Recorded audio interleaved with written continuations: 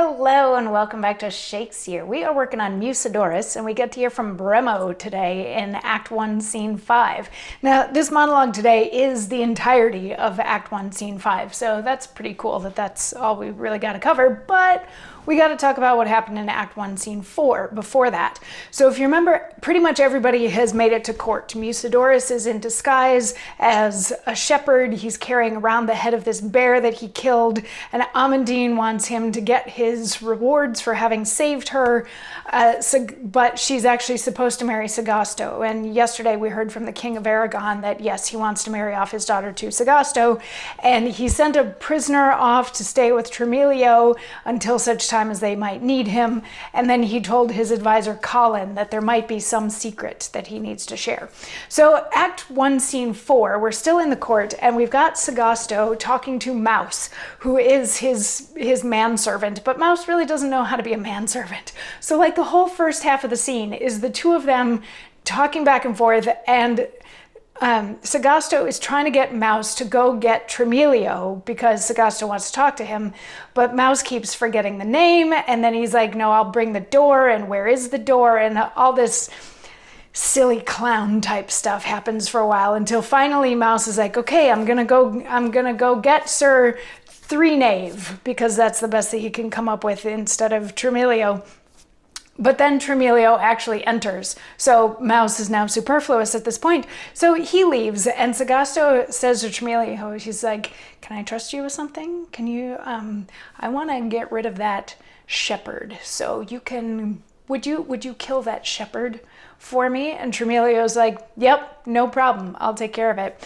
At which point, Mucedorus starts walking up, so Tremilio draws his sword, and he's like, avaunt you, cur, whatever, says something threatening, and Mucedorus comes in, and he's like, what's this? And he pulls his sword, and the two of them fight, and Mucedorus kills Tremilio right there, like, no reason for the actual battle, just the swords happen to be out, so they fought, and Tremilio dies, and Sagasto was like, why did you kill him? How did you kill him? Well, like, you shouldn't have killed him. You shouldn't have killed him.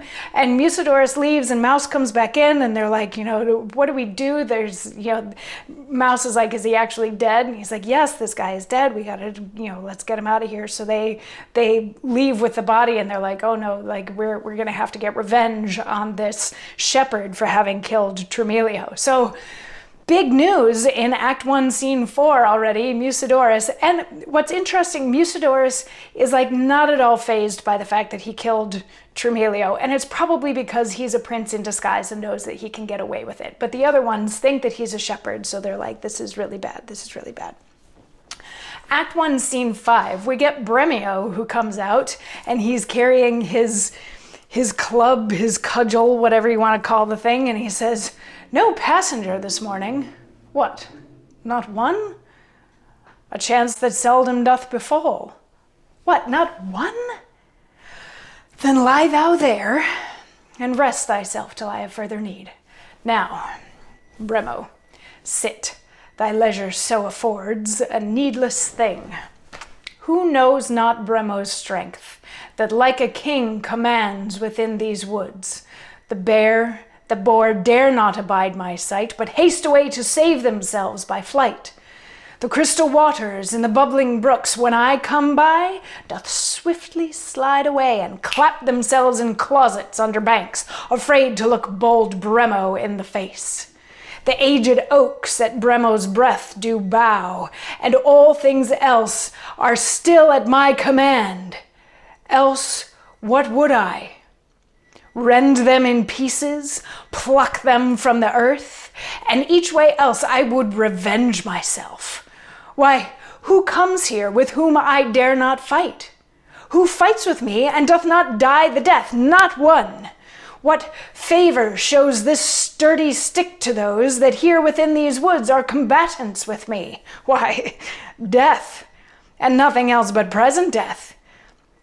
With restless rage I wander through these woods. No creature here but feareth Bremo's force. Man, woman, child, and beast, and bird, and everything that doth approach my sight are forced to fall if Bremo once do frown. Come, Cudgel, come, my partner in my spoils, for here I see this day it will not be, but when it falls that I encounter any, one pat sufficeth for to work my will. What, comes not one? Then let's be gone. A time will serve when we shall better speed. So he's introducing himself. Bremo is a fighter. He's a villain. He beats up and destroys anything and everything that comes near him, but today's a little slow, is what it boils down to. He says that all of nature is afraid of him, all animals, all birds, all trees, and why shouldn't they be? Because he would uproot them, he would kill them. He's like, anybody that comes anywhere near me, they die if I want them to die. But there's nobody here today, so oh well, moving on. And that's the end of Act 1, Scene 5. So we started out all fluffy and fun, and things are starting to get a little darker. So this is maybe Envy's side of the play that we're getting into now. Anyway, we'll see if comedy pokes her head out again soon. Anyway, I'll see you tomorrow for more. Mwah.